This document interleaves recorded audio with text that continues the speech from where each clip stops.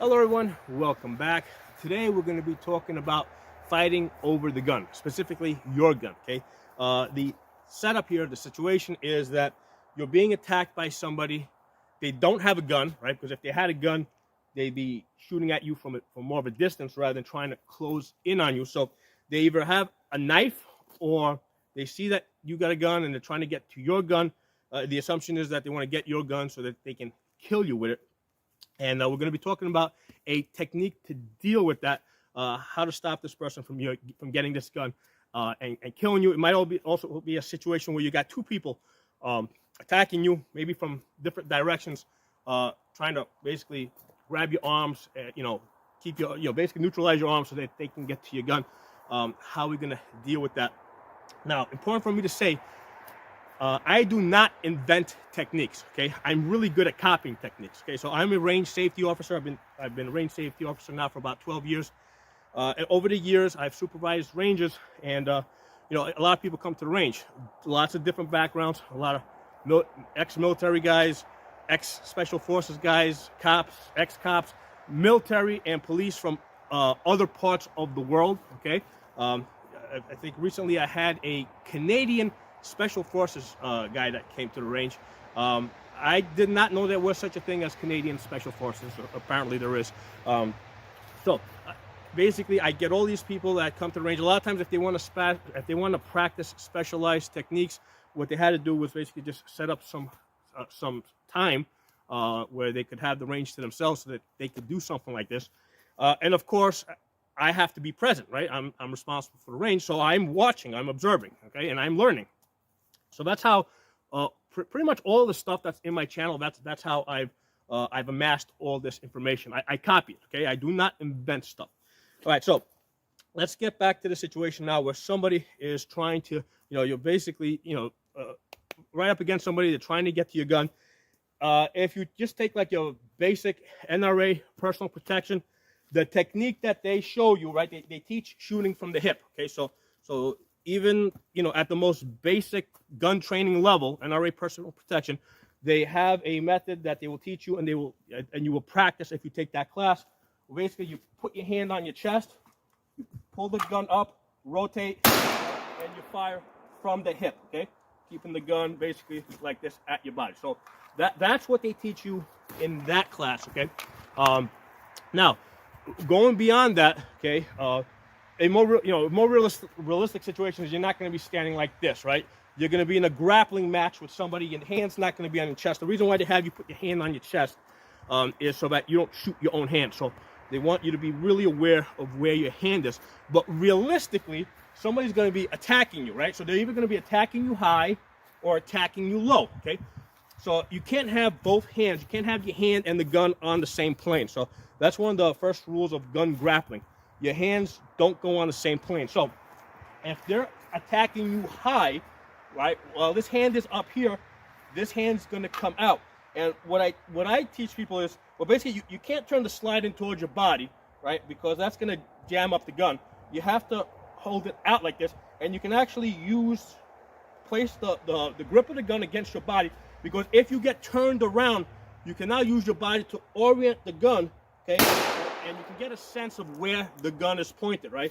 So regardless of where you're at, right, you have some sense of where the gun is pointed. Now, if they're down here, right, which is a very likely situation if they're trying to get to your gun, right? So if your gun is in the holster here, okay, and they're grabbing down here, and bring your gun out, come over the top, okay, shoot like that, okay?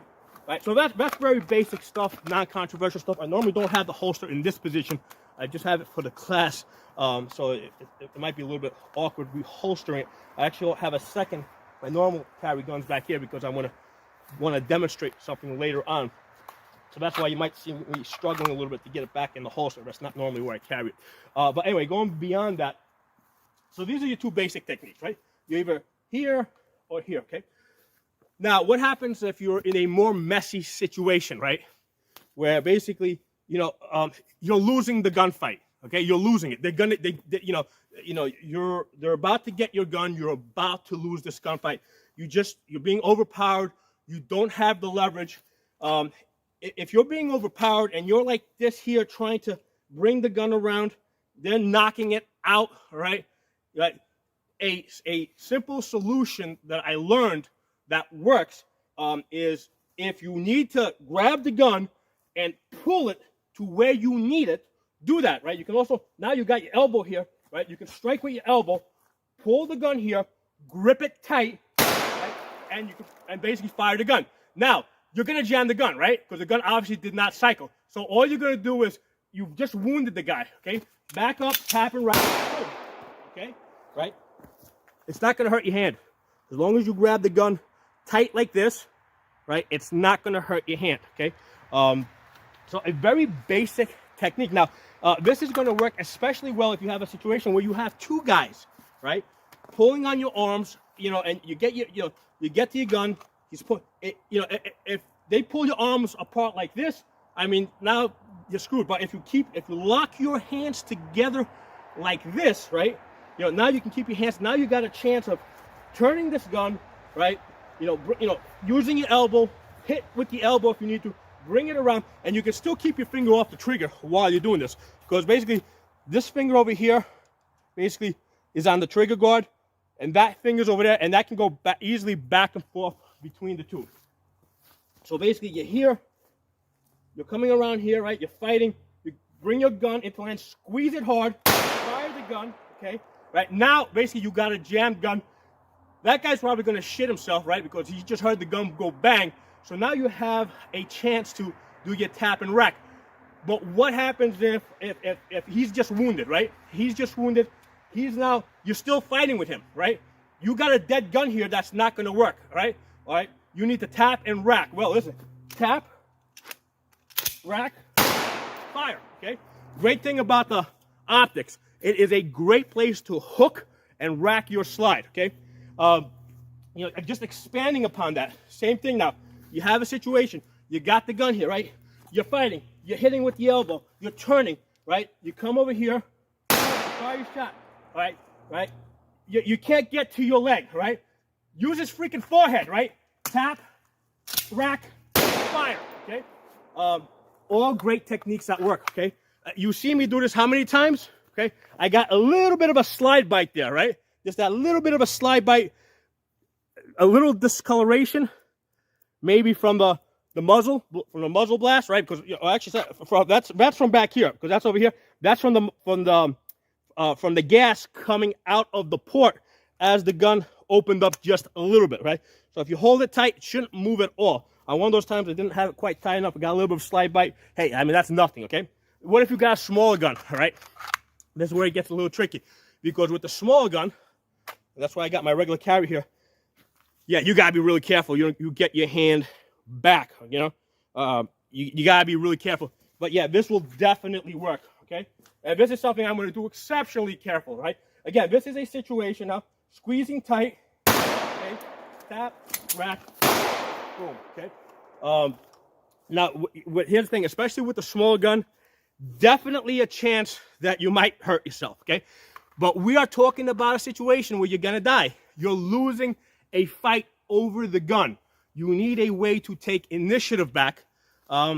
So, yeah, this is a very risky technique to do under stress, but then you got to ask yourself, would you rather have a bullet in your hand or a bullet in your head? You know, okay? So it's a risky technique. You see me do it so many times. Definitely not, it's not even burning me over here, right? Because that was the part that was close to the muzzle. No burns here whatsoever. The problem with something like this is finding a place that will let you practice this technique. And, you know, and basically, like I've only let, basically cops do this technique because, hey, you guys are cops, you're, you know, basically under your own department's insurance and stuff like that. So finding some place to practice this, because you got to get over that hump. You got to get over the mental hump. You got to do this enough times where you will have confidence that you can do it. And here's the thing, you cannot be scared of this, right? Because if you're holding the gun loose because you're scared, that's when you're going to shoot yourself in the hand. You got to grip this tight, push into it, lean into it, have the confidence that you're not going to hurt your hand so that you can safely execute this technique. So I hope this was interesting to you guys.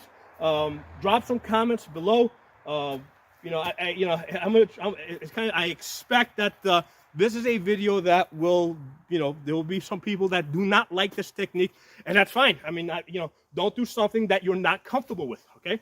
You know, I mean, especially with a short gun like this, okay? Short gun like this, you know, you really got to be, you know, do it with the larger gun. Do it with a Glock 17, where you got lots of hand room over there, right? After you've done that a bunch of times, and then you feel confident and you believe in yourself, then you can try it with a smaller gun at some point. So drop some comments below. Helps with the algorithms, you know, circulates the video. If you got any of your own ideas, by all means post it. You know, I know that there are other techniques out there. I've done them in a, you know, in a gym situation. I used to own a boxing gym, and I would have Muay Thai guys in there, and I would have all these martial arts guys there. They would have fake guns and fake knives, and we go through all these techniques, and it's like, yeah, that's a really awesome technique. You know, I would do with them. I would get really good at them. I would go out to get some lunch. I would come back, let's say, an hour later, and I already forgot how to do the technique. Okay, so this is a very basic technique where you're just trying to get that muzzle into line.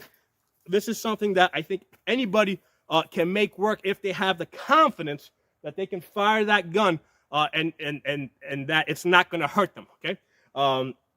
So thanks for watching. I'll talk to you guys soon. Hit the bell button so you get the notifications after you subscribe, because a lot of times YouTube, I think they're shadow banning me. Thanks a lot for watching. Hey, something I wanted to add.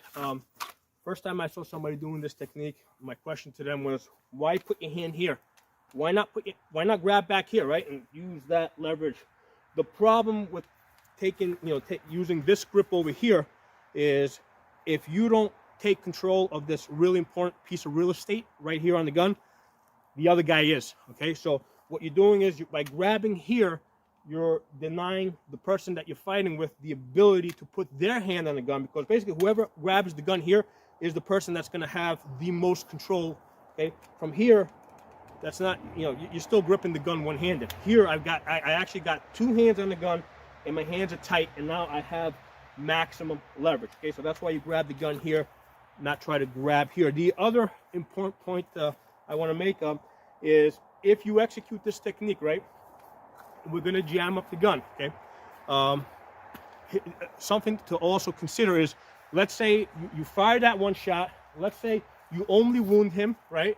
Or you know, you still don't manage to get the gun online, and you end up discharging somewhere else, and they take your gun. Well, now you've got, they're basically taking a jammed up gun, so you've made this gun unoperational. So they have to do something to get this gun back into operation.